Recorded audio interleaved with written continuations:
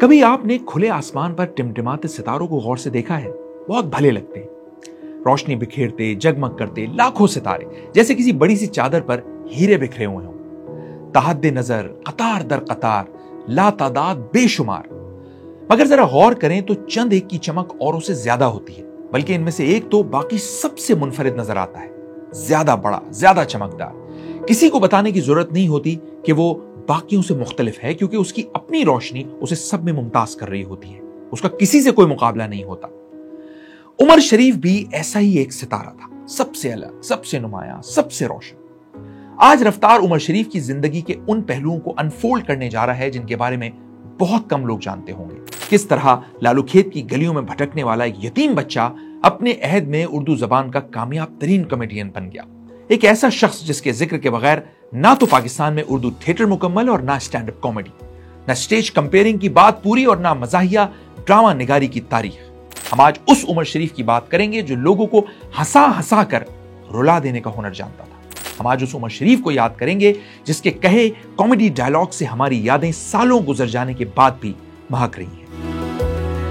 Headphones लगाने और popcorns की बकेट हाथ में पकड़ने से पहले अगर अब तक नहीं किया तो रफ्तार को सब्सक्राइब कर लें और बेल आइकन प्रेस कर दें, ताकि आइंदा आने वाली वीडियोस का अलर्ट आपको बर वक्त मिलता रहे। और यकीनन यह कहने की तो जरूरत ही नहीं कि इस वीडियो की पसंदीदगी का इजहार अपने कमेंट्स लिखकर कीजिएगा, क्योंकि यह वीडियो उमर शरीफ के बारे में है, दी उमर शरीफ। सो लेट्स वॉच उमर शरीफ कौन। परवेज मुशर्रफ साहब का भी इंटरव्यू किया है। मैं कहा सर साहब आप ईमानदारी से बता दें, क्योंकि आप ही बता सकते हैं और किसी के पास इतनी करेक्ट इन्फॉर्मेशन होगी नहीं, हमारे पास एटम बम है कि नहीं है। उन्होंने बोला नहीं है। मैंने कहा सर फिर क्या बात है कि हाँ हमसे कोई डर भी नहीं रहा है। हमसे कोई डर ही नहीं रहा, ये क्या प्रॉब्लम है? तो भाई हमसे डरो तो सही।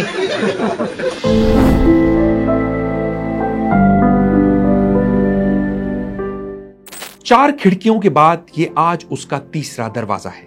सैकड़ों टांके लग चुके हैं, लेकिन दर्जनों अब भी बाकी हैं। वेल्डिंग के इस मुश्किल काम से पहले घन चलाने और लोहे की सलाखें सीधी करने की वजह से उसकी हथेलियों पर सूजन है, लेकिन पेट साथ लगा हुआ है। कम उम्री में बाप का साया सर से उड़ जाने के बाद कोई और ऑप्शन भी नहीं। उमर ने 10 साल की उम्र से काम शुरू किया और उमर खुद गए एक फैक्ट्री में और जाके वहां के मालिक से कहा कि मैं काम करना चाहता हूँ। उमर वेल्डिंग करते थे और उमर बताते हैं कि उमर इतनी अच्छी वेल्डिंग करते थे कि मतलब उनका जरा भी हाथ नहीं कांपता था, बिल्कुल स्ट्रेट। और मुझे याद है कि एक बार मेरे घर की सीढ़ियाँ उसका ना वो लोहे की बनी हुई थी, तो वो उसका ना वो हिल गया था। तो मैंने एक वेल्डिंग वाले को बुलाया, तो उसने कहा कि मैं एक टाके के 3000 रुपए लूंगा। मैंने कहा चलो यहाँ से निकलो, हमारे घर में तो खुद बहुत बड़ा वेल्डर है। वो वेल्डिंग का भी काम करते थे, बल्कि वो लूम का भी काम करते थे। वो बड़े एक्सपर्ट थे लूम के काम के अंदर। छोटी उम्र से ही एक जीनियस थे। जब भी स्कूल में जाते थे तो उनको पूरी किताब याद होती थी। मतलब अबू में बताते थे कि टीचर से जब वो कोई सवाल पूछते थे कहीं से भी, तो पूरी क्लास में अब्बू को पूरी किताब हिफ्ज होती थी कि जो उन्होंने उसमें से वो जवाब दिया करते थे। और टीचर्स बड़े मुतासिर होते थे अब्बू से, और वो बचपन से ही अब्बू को उन्होंने कह दिया था कि तुम बड़े होकर बहुत बड़े आदमी बनोगे। मगर डबल शिफ्ट काम करना उमर की मजबूरी थी। वो सब कुछ छोड़ सकता था, लेकिन सिनेमा नहीं। अगले रोज जुमे का दिन था, उसे पूरा दिन सिनेमा में गुजारना था, मस्का बंद खाना था, मोहम्मद अली के डायलॉग्स पर सीटी बजानी थी, सोडे की बोतल पीनी थी। मस्का बंद और एक चाय मिलती थी डबल शिफ्ट में। तो डबल शिफ्ट के पैसों से वो क्या करते थे, पूरी तनख्वाह ले जाके वो अपनी वालदा को देते थे, और जो डबल शिफ्ट के पैसे होते थे उससे वो मूवी देखते थे। और मूवी भी वो किस तरह देखते थे, ऐसे नहीं, आम इंसानों की तरह नहीं। वो सुबह के पहले शो से जाते थे, दूसरा शो, तीसरा शो, मतलब रात को वो सो रहे होते थे जब वो उठाता था कि बहुत बच्चा फिल्म खत्म हो गई। तो इतने शौकीन थे। और वो एक अलग बात है कि घर आते आते रात हो जाती थी, पूरा मोहल्ला मारता था कि अब माँ तुम्हें ढूंढ रही है, पूरी रात कहाँ थे, और फिर माँ से अलग मार पड़ती थी। लेकिन वो फिल्म के बहुत शौक।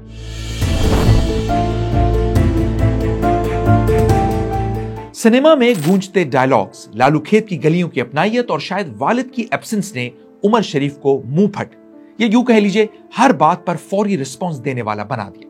ये नौजवान बिजली की तरह तेज था, बरजस्ता था, लेकिन इसके साथ साथ बला की ऑब्जर्वेशन रखने वाला। ऐसा मुमकिन ही नहीं था कि कोई वाकया उमर की मौजूदगी में हो और वो इसमें से मजाक का पहलू निकालकर फौरी रिस्पॉन्ड ना करे। कुछ दोस्तों ने हिम्मत बंधाई तो ये सलाहियत उमर को थिएटर ले आई।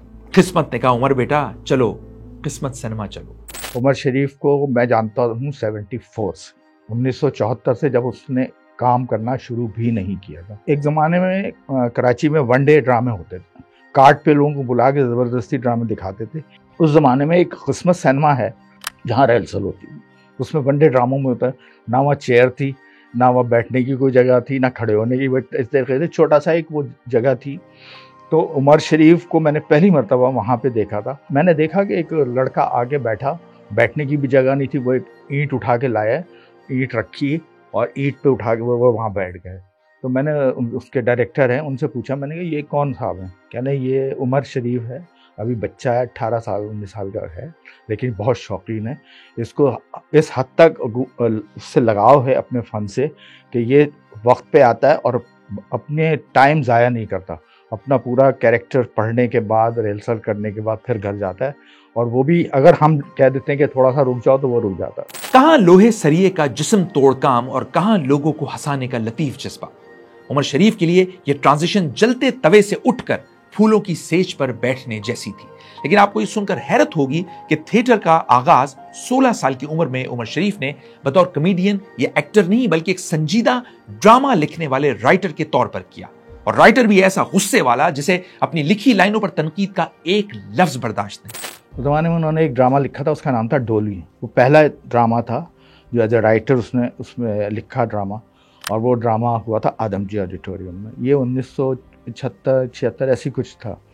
तो उस ड्रामे में एक सीन ऐसा आया कि वो जो डोली लेके आते हैं ना, तो वो अंदर आने के वो डोली फंस गई।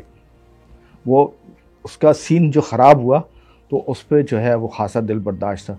फिर हुटिंग हो गई, हंगामा हो गया। एक लोगों ने, आपको पता है ड्रामे में क्या होता है, मैं, फुरकान हैदर, अनवर कमाल और 2-4 हमारे जो थिएटर के लोग थे वो बैठे हुए थे सबसे आगे रो में। वो स्टेज पे आया तो बड़ी जज्बाती तकरीर सी की कि मुझे अफसोस है कि यहाँ मेरे ही बैठे हुए लोग मेरी जो है ना मेरे ऊपर आवाज़ें कस रहे हैं और आवाज़ें लगा रहे हैं, मुझे हूट कर रहे हैं। तो मैंने फुरकान हैदर भाई से कहा, मैंने कहा फुरकान भाई आप स्टेज पर जाएँ। फुरकान हैदर साहब स्टेज पर गए, जाके उन्होंने उसको गले लगाया और उसको प्यार किया। उसने कहा देखो ये सारी चीज़ें होती हैं, तुम आर्टिस्ट हो, आर्टिस्टों के साथ इस किस्म के वाक़यात होते हैं और इसमें परेशानी की कोई बात नहीं है। और आज मैं तुमसे प्रॉमिस कर रहा हूँ, आज के बाद तुम मेरे साथ ड्रामों में काम करोगे और मेरे इदारे से वाबस्ता हो जाओगे। दिल बर्दाश्ता और टूटे हुए उमर शरीफ को ठंडा करने के लिए फुरकान हैदर को स्टेज पर परवेज मजहर ने नहीं बल्कि शायद कुदरत ने भेजा था, जो इन दोनों अफराद से कोई बड़ा काम लेने वाली थी। डोली फ्लॉप तो हुआ, लेकिन हिम्मत बंधाने के लिए वहां मौजूद सीनियर्स ने उमर शरीफ को एक तोहफे से नवाजा। मैंने उससे कहा कि भाई मुझे तुम्हारी तस्वीर चाहिए। कहना मेरे पास तो कोई तस्वीर नहीं है। फिर एक उस ड्रामे ही की एक तस्वीर बनवाई मैंने, 2-4 बातें की। उसके बाद वो उसका इंटरव्यू जो है छपा आगाज़ में, पहली तस्वीर। और जब इंटरव्यू छपा है तो वो शख्स अखबार के इंतज़ार में, सामने हमारे स्टॉल था, एक बुक स्टॉल था, तो वहाँ बैठ गया। वो वहाँ उसके पास, स्टॉल वाले के पास, बोला भाई अखबार कब आएगा? उसने कहा 11 बजे आएगा। कहना मैं यहाँ बैठा हूँ। वहाँ से उसने तकरीबन 8-10 अखबार ख़रीदे और ले जाके अपने सारे लोगों को दिखाए कि देखो मेरी तस्वीर छपी है, मेरा इंटरव्यू छपा है। खैर फुरकान हैदर एक माहिर जोहरी की तरह हीरा परख चुके थे और अब बारी थी इसे तराशने की। लेकिन यहाँ मैदान खाली नहीं था। उस जमाने में कराची के थिएटर पर जिस वर्सटाइल फनकार का राज था उसका नाम था मोइन अख्तर। सुनो गजाला के भाई हो, पार्ट टाइम में गुंडागर्दी करता हूँ मैं। इस वक्त टॉप पे जा रहा है मेरा फन। शहर में जितनी बड़ी वारदातें हुई है सब में मेरा हाथ है।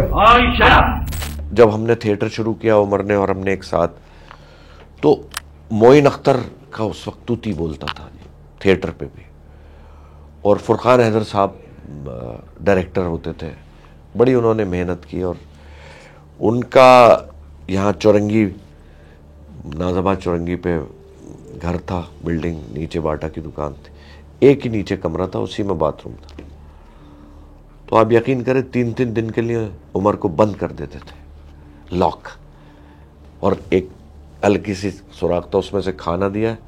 3 दिन के बाद वो पूरा स्क्रिप्ट लिखा हुआ खुद, यानी बहरूपिया मोइन अख्तर, अब बोल उमर शरीफ, ये ऐसे। वो जो कमर्शियल ड्रामा किया था वो बायोनिक सर्वर जो उन्होंने लिखा, और उस वक्त फुरकान हैदर साहब जो है वो डायरेक्टर थे उस ड्रामे के। वो अप्पू को मोइन अंकल के पास लेकर गए। मोइन अंकल उस टाइम पे एक, आज भी मतलब उस वक्त भी वो सुपरस्टार थे। और जब अप्पू उनके पास गए और अप्पू ने, क्योंकि वो बायोनिक सर्वर वाला रोल रोबोट का एक होता है, वो उन्होंने अपने लिए लिखा था। तो मोइन अंकल ने ख्वाहिश का इजहार किया कि वो रोबोट का रोल खुद करेंगे।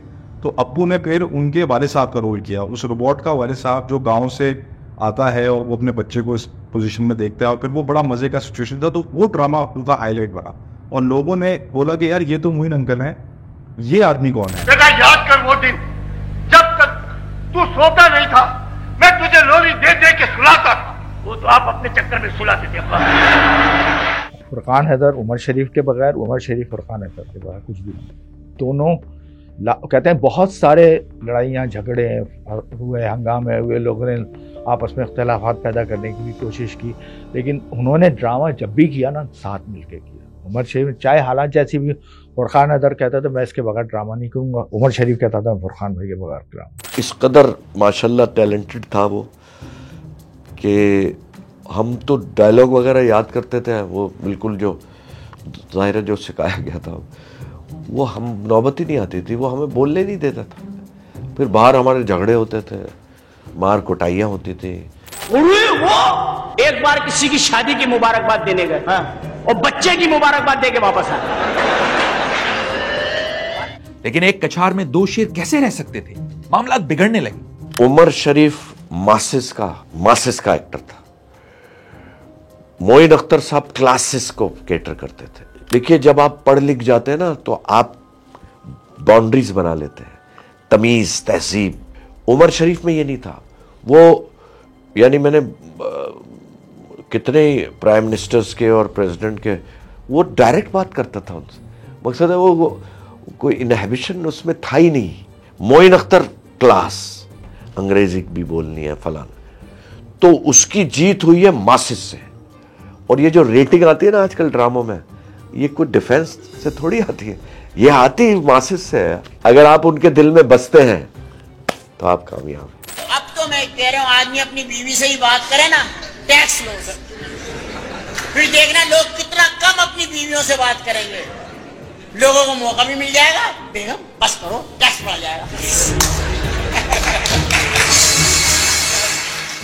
कंपटीशन तो रहता है, मगर बड़े दिल वालों के लिए इनफरादी कामयाबी कोई माने नहीं रखती। जिस रोज खुदादाद सलाहियतों और फनी एतबार से बड़ेपन का एहसास हो गया, उमर शरीफ ने उसी रोज मोइन अख्तर के आगे सरेंडर कर दिया। अब जाहिर है दो आदमी एक उसी टक्कर के सामने आ जाए, लेकिन मोइन अख्तर को ये ज़रूर था कि जी ये एक मेरे सामने जूनियर है और ये उससे मुझे कहीं ये अगर नुकसान पहुंचाएगा तो मेरे लिए थोड़ी सी प्रॉब्लम। उसने फुरकान हैदर से शिकायत भी की कि देखें इसको ज़रा सा थोड़ा सा समझाएं कि थोड़ा सा अपना वो हाथ हल्का रखे, हम तो अगर मिल के करेंगे तो ज़्यादा अच्छा। लेकिन थोड़ी सी गलत फहमियाँ हुई थी, फिर वो बाद में दूर हो गए। इसके बाद उसने उमर शरीफ ने बाकायदा मोइन अख्तर साहब से माफ़ी मांगी कि नहीं आप मेरे बड़े हैं, मैं आपकी इज़्ज़त करता हूँ और मैं आपके साथ काम करके फ़ख्र महसूस करता हूँ, मुझे आपसे कोई जेलसी या कोई टाइप की चीज़ नहीं।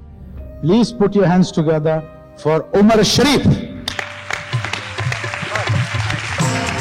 हालांकि उमर शरीफ अपने तौर पर यकीन दहानी करवा चुके थे, लेकिन मोइन भाई को गारंटी चाहिए थी। कोई और होता तो बात मुख्तलिफ थी, लेकिन उमर शरीफ के मामले में वो कोई रिस्क लेना नहीं चाहते थे। मोइन साहब उन्हें मस्जिद में ले गए थे और उनसे कुरान पे हाथ रख के कहा, तू वादा कर, कसम खा कुरान पे हाथ रख के कि मुझे कभी कुछ नहीं कहेगा। और वो खैर इसके बाद दोस्ती हो गई। डोली के स्क्रिप्ट से बेहद मुतासिर मोइन अख्तर ने थिएटर के लिए लिखने लिखाने का सारा काम उमर शरीफ को सौंप दिया। और मोइन साहब के लिए उस जमाने में सारा थिएटर उमर शरीफ ने ही लिखा। उसके बाद से जब तक मोइन साहब ने थिएटर छोड़ नहीं दिया, जब तक वो रहे, उमर ने ही सारे ड्रामे लिखे। जवाब में जो बहुत सारी बातें मोइन अख्तर ने उमर शरीफ को सिखाई, उनमें यह सबक भी शामिल था कि स्टेज पर अपना हुलिया बेहतर रखो, अच्छे नजर आओ, अच्छी जबान इस्तेमाल करो। वो सभी फनकारों से कहते कि अगर अच्छा काम पकड़ना है तो थोड़ी बहुत अंग्रेजी सीखना जरूरी है। उमर शरीफ भी ये समझ गया था सर। वो अगर आप देखें उसके टीवी के प्रोग्राम देखें, उसमें अंग्रेजी के लफ्ज वो बोलता है, कोशिश की है उसने, लेकिन उसका प्रोनाउंसिएशन थोड़ा सा गड़बड़। एम आई राइट? बिल्कुल, एब्सोल्युटली, मुझे याद आ गया। है ना, 50-50 एक वो प्रोग्राम होता था। तो मैंने उसको कहा तू क्यों? कहता नहीं यार मेरा एक दांत खराब है तो मेरी हवा निकल जाती है यार। क्या आदमी था यार। खैर वक्त तेजी से आगे बढ़ रहा है। उमर शरीफ की ऑडियो कैसेट्स धड़ाधड़ मार्केट में आ रही हैं और हाथों हाथ ली जा रही हैं। इस दौरान पाकिस्तान टेलीविजन के senior writer director Shoaib Mansoor ने अपने वक्त के कामयाब तरीन कॉमेडी प्रोग्राम 50-50 में उमर से कुछ स्किट्स रिकॉर्ड करवाए। और ड्रामे के सिलसिले में आज जो आप खेल देखेंगे उसका नाम है सीन शीन गुड्डू भगू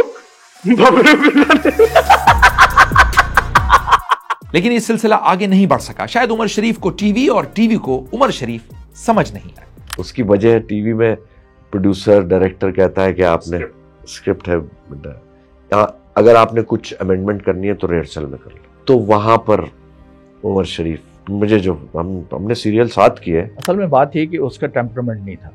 वो जो जिस मिजाज का वो आर्टिस्ट था ना, उस मिजाज में वो कहते ना कि आप कहें उससे कि यार ऐसे नहीं ऐसा कर लो, वो इस चीज़ को जो वो नहीं कर, वो समझता था कि मैं जो करूँगा वो बेहतर ही करूँगा।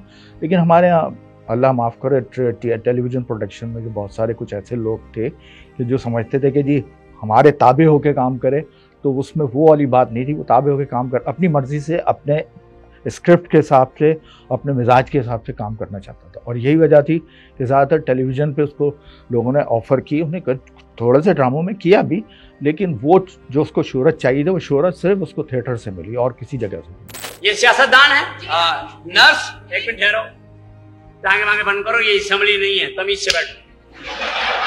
दूसरी तरफ स्टेज पर नौजवान उमर ने अपनी मेहनत दुगनी कर दी। हालांकि वो लोगों में ऑलरेडी मकबूल हो रहा था, लेकिन नए से नए तजर्बात, अच्छे से अच्छा स्क्रिप्ट और पब्लिक की पसंदीदगी का ख्याल रखकर प्रोडक्शन डिजाइन करना उमर को सबसे मुनफरिद बना रहा था। चाहे पूरी रात रिहर्सल होती रहे, चाहे वो दिन में और उसमें किसी वक्त भी, वो अपना काम जो है ना उससे उसने कभी वो बेवफाई नहीं की। उमर शरीफ ने सब पे छा गया था। हम एक ड्रामा कर रहे थे, अब बोल मोइन अख्तर उसका नाम था ड्रामा, तो उमर की एंट्री पे स्टैंडिंग ओवेशन मिलता था। सिर्फ वो बाहर से आवाज लगा था गुलाम फरीद साबरी कव्वाल की, किस्मत में मेरी, और ये लंबा खींच, उस पे क्लैप और खड़े हो जाते थे लोग। तो मैं आपको बता रहा था, मेरे रोंगटे खड़े हो गए। अल्लाह ताला ने एक सलाहियत दी थी, उस शख्स को स्क्रिप्ट आप ना भी दें, वो बगैर स्क्रिप्ट के पूरा ड्रामा कर दिया। ये मैंने अपनी आंखों से एक बात देखी। और खान हैदर साहब कहते थे मुझे ये पता है कि उमर शरीफ के पास स्क्रिप्ट है या नहीं है, मुझे पता है ड्रामा अच्छा हो जाएगा। मैं कहती हूँ कि शोहरत क्या होती है वो अगर देखने तो उमर शरीफ की इस सेंस में कहती हूँ कि एक आदमी ने 1000 रुपए का टिकट खरीदा है, उस जमाने का 1000, और वो अपनी कुर्सी लेके घूम रहा है कि मैं ये कुर्सी कहाँ रखूं। ये रियो है, ये हाशू है, ये पहले सिनेमा थे, ये तोड़ के थिएटर बनाए गए। और फिर आपने देखा कि रियो में थिएटर, वो उमर का थिएटर होता था, या हाशू में, या इस तरह के, ये कराची ऑडिटोरियम, ये सब सिनेमा थे जिन्हें उस जमाने में तोड़ के थिएटर बनाया गया उमर शरीफ की वजह से। क्योंकि अगर 2000 पब्लिक अंदर बैठी है तो 2000 पब्लिक बाहर खड़ी होती। एक ज़माने में हमारे यहाँ कराची में बहुत हंगामे और लड़ाइयाँ और झगड़े, कर्फ्यू तक लगे हैं। आप सोचे उस दौर में ड्रामा करना कितना मुश्किल काम था।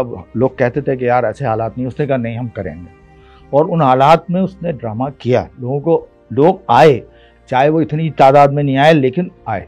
तो मैं समझता हूँ कि ये किसी शख्स की बहुत बड़ी वो बात है कि उसके नाम पर, उसके काम से लोग इस कदर मुतासिर हों कि वो उसको हर सूरत में उसको सपोर्ट करने को तैयार।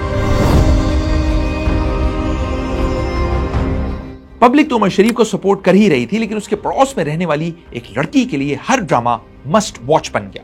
उमर शरीफ की आंखें भी सैकड़ों फैंस के दरमियान उसी लड़की को तलाश करने लगी। कर्नल साहब की बेटी थी वो, और वो तो हयात है, अल्लाह सलामत रखे। तो हम सुराख में से देखते थे और उमर मुसलसल देखता था, और वहीं इसके ताने बाने मिले हमारी भाभी से, क्योंकि हम सब गवाह हैं इसके, कोई छुपी हुई बात नहीं है। अच्छा, ऐसा भी नहीं कि उस दौर में उमर शरीफ का हर ड्रामा ही कामयाब हुआ हो। वो थिएटर पर फ्लॉप भी हुए, और वजह शायद मुसलसल नए तजर्बात करना। एक ड्रामा था जरा बच के, फातिमा सुरैया बज्जिया ने लिखा था, 1978 की बात बता रहा हूँ, हाँ 79 की। उसमें हम सब थे, जावेद भी थे, मैं भी थे। अच्छा, पूरा ड्रामा बज्जिया ने लिख दिया। अब उसमें एंट्री बनाई, उमर शरीफ को डालना था, तो मुझे और उमर शरीफ को एंट्री बनाई, हम फकीर बन के आते हैं, ठीक है साहब। और आप यकीन करें, हमने कई उसकी नाइट्स की, हर उसमें उमर शरीफ नहीं चल सका था। यार ये भी कैसी बात है, नहीं हर दफा कुछ ना कुछ नया कर रहा है और हम कह रहे हैं भाई क्या पागल हो गया तू। इस ड्रामे में बहरोज सजवारी ने जावेद शेख का भी जिक्र किया, जिनसे मुताल्लिक उमर शरीफ का एक लतीफा बहुत मशहूर है। एक बात मुझे अभी जावेद की मैं बता रहा था, मुझे याद आ गया कि मेरे घर में रिहर्सल हो रही थी, जावेद बैठे तो उदास बड़े काफ़ी, तो मेरी वालदा पूछने लगी इनको क्या बात है, बड़ा उदास है, कह रहे अम्मा कोई फिल्म नहीं चल रही, कोई फिल्म भी नहीं हिट हो रही। मेरी वालदा बोली कुछ घबराओ नहीं, इंशाल्लाह तुम देखना, एक वक्त आएगा लंबे मुंह का फैशन आएगा तो हिट हो जाएगा। अब सुनिए इस लतीफे की हकीकत। वो तो खैर उसने बनाया था, अम्मा ने ऐसा नहीं कहा था, लेकिन आपको पता है वो तो उमर शरीफ था। खैर नए तजर्बात के साथ साथ उमर शरीफ का रवैया भी बाज औकात जरूरत से ज्यादा सख्त हो जाया करता था। वो पब्लिक को हंसाने के लिए आर्टिस्टों को सचमुच जोरदार थप्पड़ दे मारते। पुराने लोगों को तो पता था, लेकिन नए आर्टिस्ट घबराने लगे। खुद उमर शरीफ को भी इस बात का एहसास होने लगा था। उमर के बराबर में कोई नहीं बैठ सकता था, उमर से ज्यादा बदतमीज आदमी थिएटर में कोई नहीं होगा। ड्रामे का नाम था अब बोल उमर शरीफ, उसमें मैं बदमाश बना हुआ था, हाथ में चाकू, इधर मस्सा, मूंछ, धोती और कुर्ता। तो जब मैंने कहा ओए मैं हड्डी मार के दीवार गिरा देने वाला नौजवान है, तो उसने मुझे शटाक करके एक चमाट, कसम खुदा की। और वो चमाट जब पड़ गया मुझे तो मेरी धोती लूज हो गई, वो गिर गई भाई साहब। अच्छा खुद भी हंसना शुरू हो गया, गिर गया हंस। आर्टिस्टों की अगर मूव गलत है, ओवरलैपिंग है, तो वहां वो थप्पड़ वो सचमुच का मारते थे। और जितने आर्टिस्टों के स्टेज पर थप्पड़ पड़े वो सचमुच के पड़े। वो अक्सर मुझसे बात करता था, यार मुझे होता था कि यार मैंने ज्यादती की, लेकिन कहता था ये इसका रिजल्ट इनको आर्टिस्टों को मिलेगा। आप देखना एक दिन होगा कि लोग कहेंगे यार तुमने यार बड़ा अच्छा किया और उमर शरीफ ने तुम्हारे साथ। तो कहता था हमारे आर्टिस्ट कहते थे, शकील सिद्दीकी हुए, कहना हमें उमर शरीफ की डांट फिटकार या उसके थप्पड़ से उससे कुछ नहीं, हमें तो उससे सीखने का मौका मिला है, और इसी वजह से आज हम अगर किसी मकाम पर हैं और अगर हम कर रहे हैं तो ये वो आज तक क्रेडिट उमर शरीफ को ही देते थे। तख्लीकी जहनों पर क्रिएटिविटी ड्रेन आना फितरी बात है। उमर शरीफ पर जब ये कैफियत तारी होती तो वो गोशा नशीनी इख्तियार नहीं करता, बल्कि क्रिएटिविटी का चैनल तब्दील कर लेता। तो ये गायब हो जाता था 2-2, 3-3 दिन। घर में जाके पूछते थे तो अम्मा मरूमा कहती थी हमें पता ही नहीं, आया ही नहीं है, हम समझ रहे तुम्हारे पास होगा। अरे कमबख्त तो जाओ ढूंढो उसको। गुलाम फरीद साबरी के हमनवाओं में बैठ जाता था कव्वाली। खुद यार एक कमाल इंसान था, टू गेट द एक्सपीरियंस।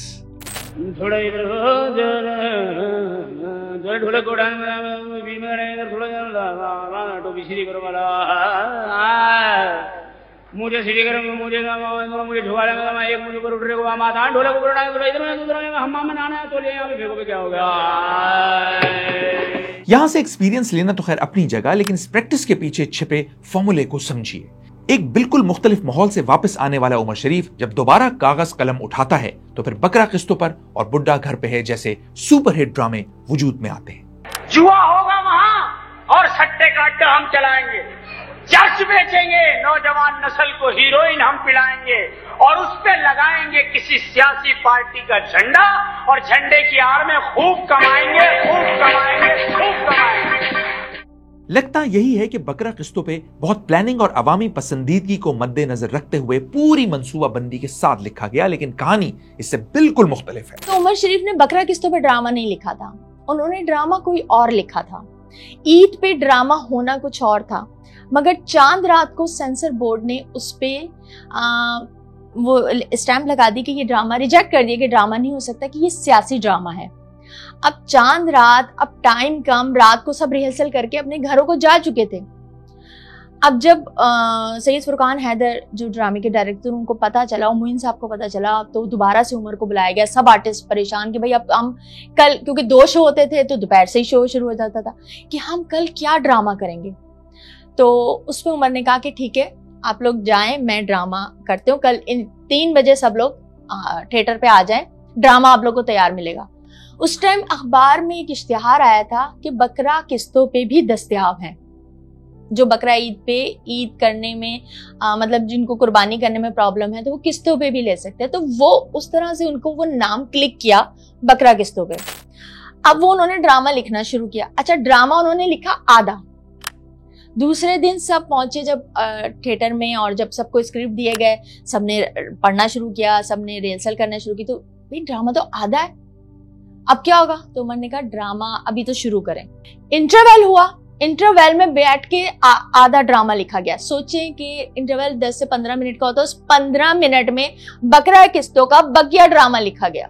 कुछ यही माजरा बुढ़ा घर पे है कभी हुआ। इब्तदा में ड्रामे का जो स्क्रिप्ट लिखा गया उसमें ना तो बुढ़े का कोई जिक्र था और ना ही उसके घर का, बल्कि ये शाकार थिएटर भी उमर शरीफ के एक इंस्टेंट तजर्बे की पैदावार था। कोई आर्टिस्ट अगर तैयार हो रहा हो या किसी को डायलॉग याद ना हो तो असिस्टेंट को कहा कि मुझे सिर्फ एक कॉल कर देना, बेल बजा देना, मैं 10-15 मिनट निकाल लूंगा फोन के साथ।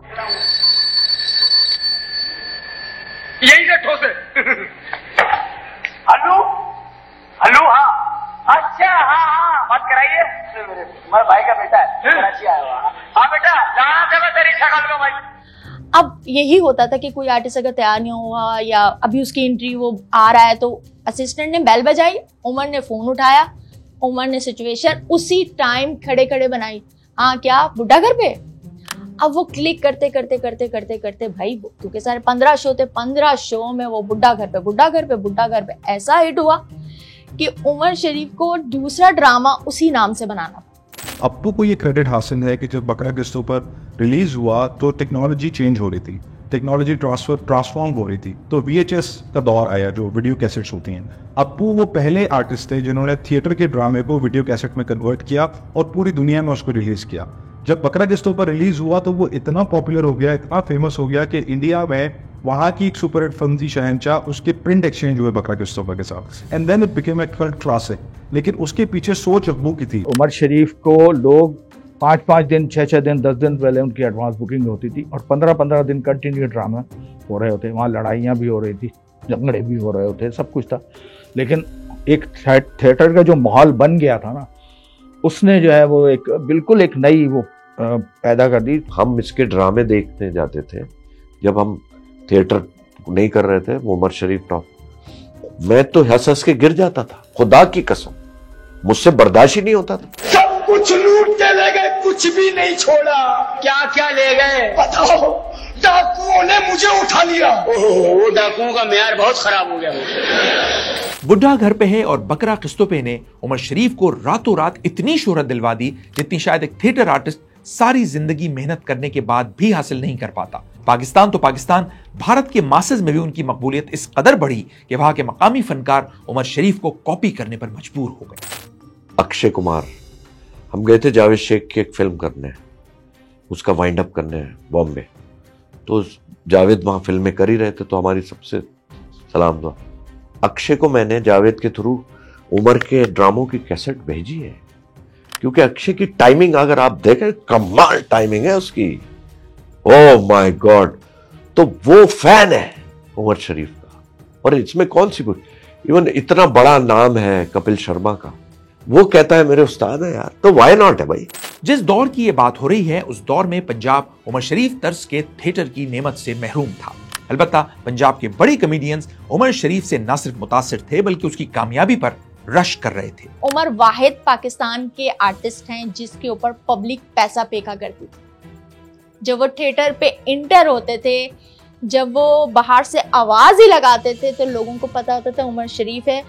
और वो एक वक्त तो ऐसा आया कि उमर सिर्फ अपना पैर अंदर करते थे तो लोग क्लैपिंग शुरू कर देते थे, जिसपे खालिद अब्बास डार ने बहुत अच्छी बात की थी कि लोग इतना उमर शरीफ से प्यार करते हैं, उसको उमर शरीफ के जूते का साइज तक पता है कि वो सिर्फ पैर अंदर करता है, और लोग पैसे फेंकना शुरू कर देते थे।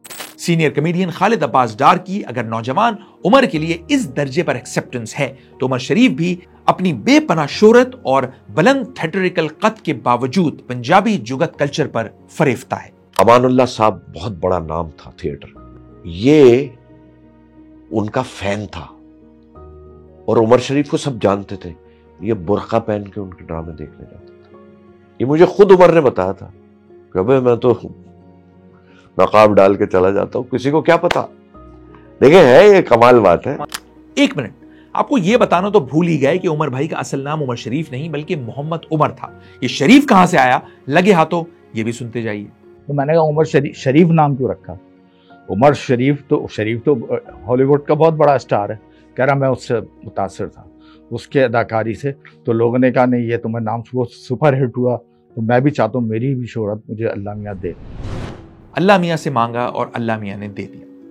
उमर भाई का अल्लाह मियाँ से हमेशा बहुत खास ताल्लुक रहा। छोटी सी उम्र में जब उन्हें वालिद और भाइयों की सपोर्ट हासिल नहीं रही तो इस सपोर्ट का मुतालबा उन्होंने पूरी दयानतदारी के साथ अल्लाह मियाँ से करना शुरू कर दिया। मैंने ऐसे उससे डायरेक्टर से पूछा, वो कहीं उठ के चला गया। मैंने कहा उमर शरीफ कहाँ है? कह रहा वो नमाज पढ़ने गया। मैंने कहा है?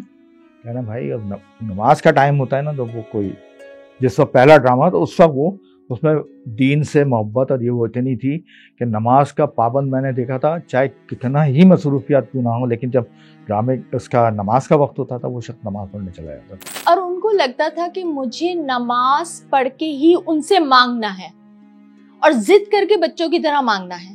दीनी किताबें उसने लिखी है, उसके उन्होंने नाते लिखी हैं। ये सबसे बड़ी बात ये होती है कि नाते लिखना और उसकी वो करना और उसमें इतनी सच्चाई के साथ वो पेश करना।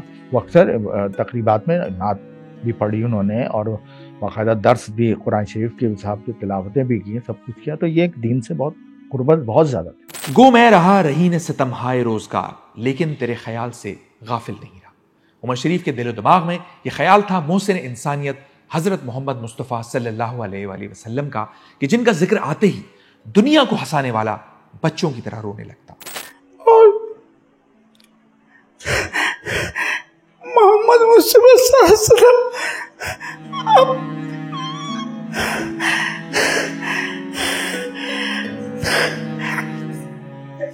वो मेरे सांसों में, हर लम्हा मेरे सांसों में।